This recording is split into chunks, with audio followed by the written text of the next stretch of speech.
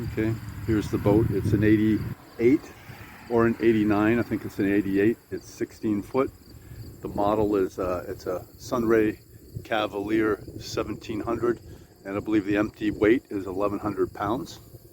That's without the outboard. Okay, the trailer is in 2009, registered as a home built, and it generally is in good condition. Lights don't work. The motor, I've got it down at the moment. It's got tilt. It's a 2001. I bought that separately. That's why I bought the thing, was for the motor. And then it was with free boat, so we allowed an amount for the boat and then for the trailer. Transom's flexi and needs to be replaced.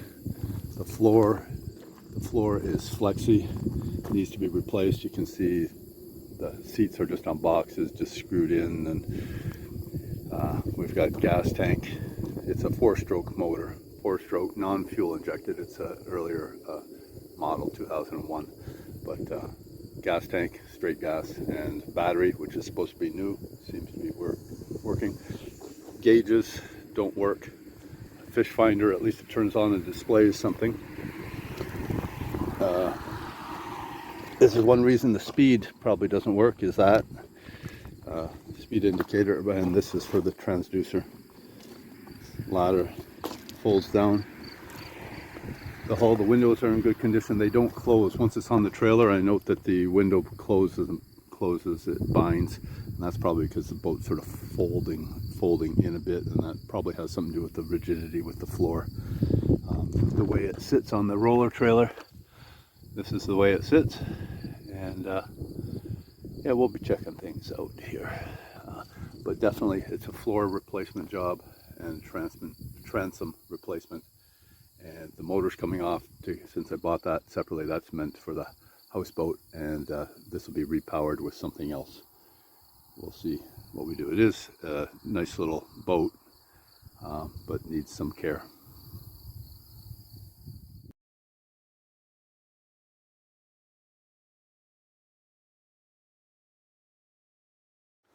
I've started to inspect the SunRay, and to that end I've done things like take out the battery and the gas tank. I've also taken out the seats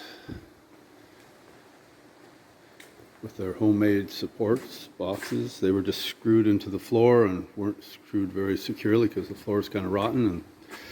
And there's a bunch of stuff here, side panels just over some 1/2-inch plywood, which is kind of rotten. I think I will just clean up and reuse the vinyl and put it over top.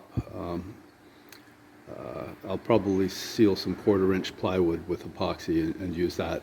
Possibility I'll use some sort of plastic, but I'm going to salvage that. I'm not going to reupholster the whole boat. See, I haven't taken apart the front here at all. I might not have to, but it depends on what I find with the floor. I believe that I will have to take all this out.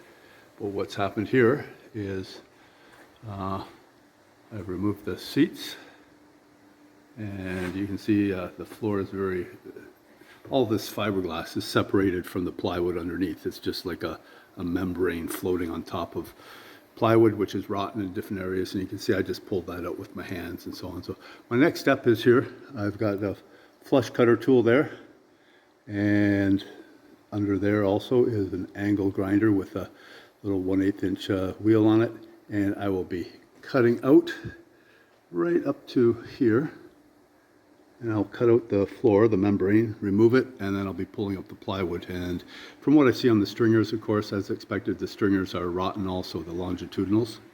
And so we'll take it up to here. If I think that the floor is good enough, I may only do the stringers up to here and do some doublers on them, and I wouldn't have to take apart that forward cabin, or rather forward bench area here, which is all sort of nicely done, but I kind of would like to rip it out as well, which means I have to, these are glassed into the floor. I'd be cutting that out, unscrewing them there, so the console, 2 consoles would just float for now, and I would do the longitudinals all the way. So this is, and that's where the gas tank was back there. I'm just going to finish. I'm going to take the controls out. The controls, it looks like the electrical cable from the control back to the Mercury motor is long enough. It probably is going to work in that, so I'm going to move that control over into that boat and switch over, take the OMC out along with the Evinrude motor, because that motor eventually goes over there. So I didn't think I'd ever do this again, but here I've taken out, or started to take out, another boat floor. This is the aft 2/3 of the floor from here, from the SunRay. And all I did was use a flush cutter saw and cut out the perimeter and peel it up. I knew it was loose, not attached to the plywood, because it billowed sort of like a balloon. It was just like canvas. Now this is directly what I found underneath. You can see there's definitely stringer rot there. These stringers, I'm assuming, are pretty crappy, but we'll find out. You can just see how wet it is. And there's all this. There's foam underneath. That foam I'll have to chisel out too. I'll have to, there's the foam down there. These edges here I'll have to trim up flush to the hull. I left a little bit of it was glassed over the wood. I left a little bit of it because I didn't want to go through the hull at all. And you can see I go up towards the front, the bow section, and it's just as rotten going under the floor there. So what I'm going to end up doing is taking out those supports that hold up the consoles, and I will take out all the supports, all these seats, and that's the best way to do it. And I'll be doing the whole floor all the way through. So that's what this looks like for now. Okay, back to work. There's the bulk of the plywood that came out. And here's what's here. I've just been cleaning up a heavy bag of broken little bits. There's the foam. The foam is really crumbly.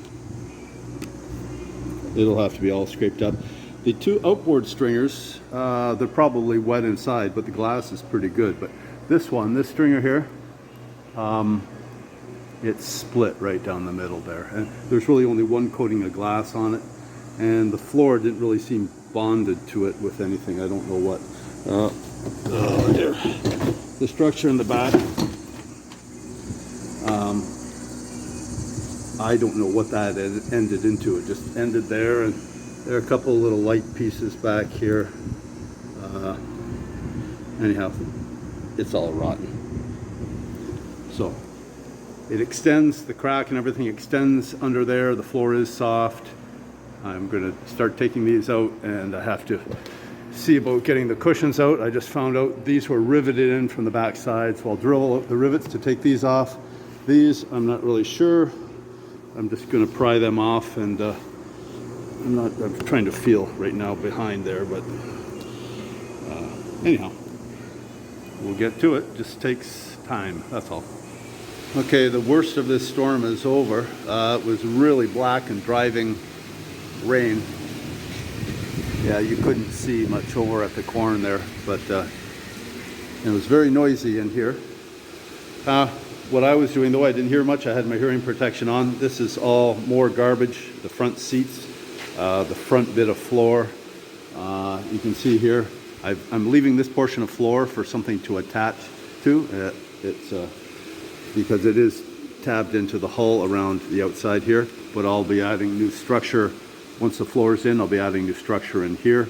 I'll probably use a 1/8" plywood and 1 or 2 inch foam sandwich construction with epoxy to make those walls and these lockers.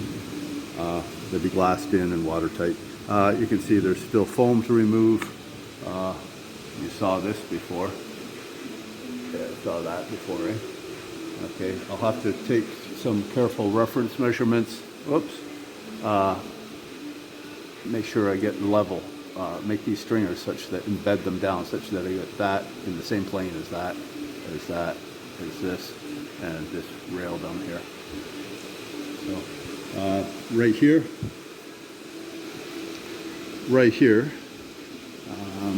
this was pretty rotten right up to here and here. Up there it's damp and everything, but I'm going to cut it off, and I'll put the new stringer there, and I'll lap it and glass it all over.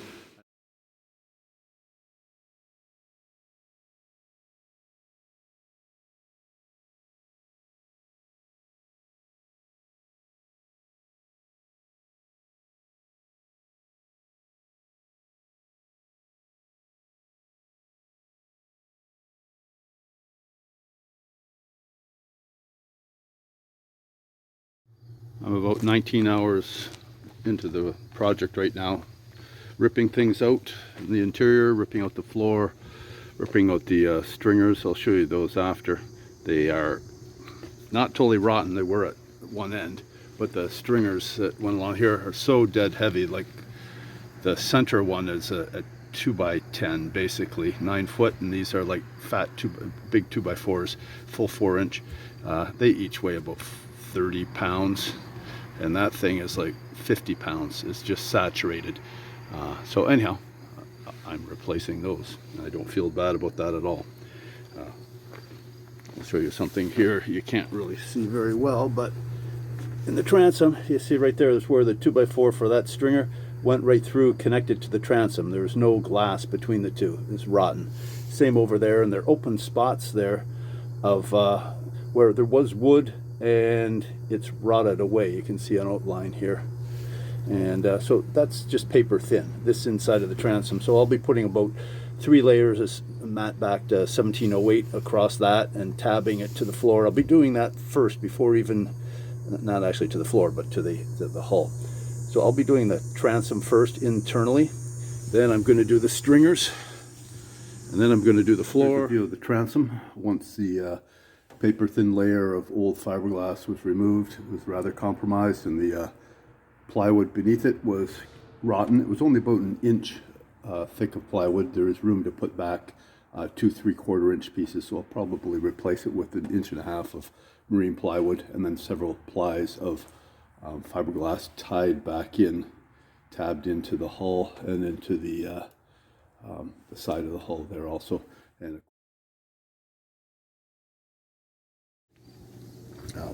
I'm just going to show you some tools there. My regular goggles are busted, so I made these to reduce the dust into my eyes. Hearing protection, yeah.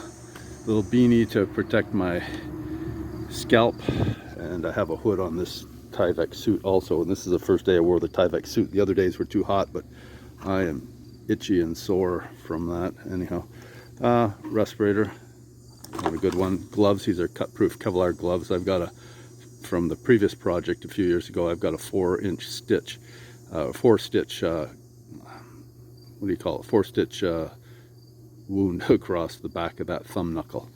And so tools, compressed air, essentially clean internally in the boat, and also myself, watch your eyes. Okay, I'm doing that just to get the dust off from around my eyes. So dust control, we use this.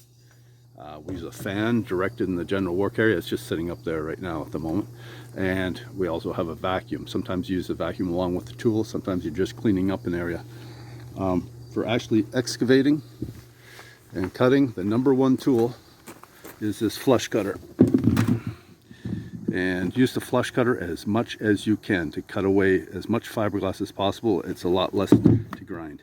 Show you something else here. This diamond wheel, that is for sharpening. I don't know if you can see, doing a rough sharpen job on this thing periodically. You can use a diamond wheel very carefully and just touch it up. So that's the initial cutting. The next go-to is a flat disc on the angle grinder. And they start out really looking nice, and they end up turning into that. And you can see here where I've gone, there's old, polluted, contaminated surface. I'm scuffing it up. It's more than scuffing. It takes a fair bit, and I'm cleaning up wherever I'm going to lay tape. I don't have to do every area in here, but either side of that center stringer and that center stringer, and the edge of the floor, up the sides of the wall, because we're running some tape up there to tie the floor in. So that's #1. #2, and you'll just see over here is a belt sander. Belt sanders that they can tend to rip or whatever, but use a 40 or 80 grit or something like that, and that's good for general areas. It takes, and sometimes for detailing in the corner, if you get this type of belt sander. Make sure you get something like this with the small radius inside corner. I have another sander which I wore out on the last project, and it was Andy from Boatworks Today recommended it. It's you can get 3/8 or 1/2 inch. I think mine was 3/8 belt sander. It's a little tool. You can get them air or electric operated, and they take these belts and you can use them to nose into nooks and crannies and crevices, and just for doing little touch-up areas and so on like that. This is a paint stripper tool. It's good for light scuffing, and it will cut a little bit if you're trying to take some gel coat off and so on, but it's not the best for taking that off. It takes a long time. It's impregnated with grit. But what it's really good for is just freshening something up or a finish after you've done that or another tool. Go over it with this. Or let's say you have some fresh glass you did and you just want to scuff it up for another layer. This is a good tool. So those are the tools that I'm using here.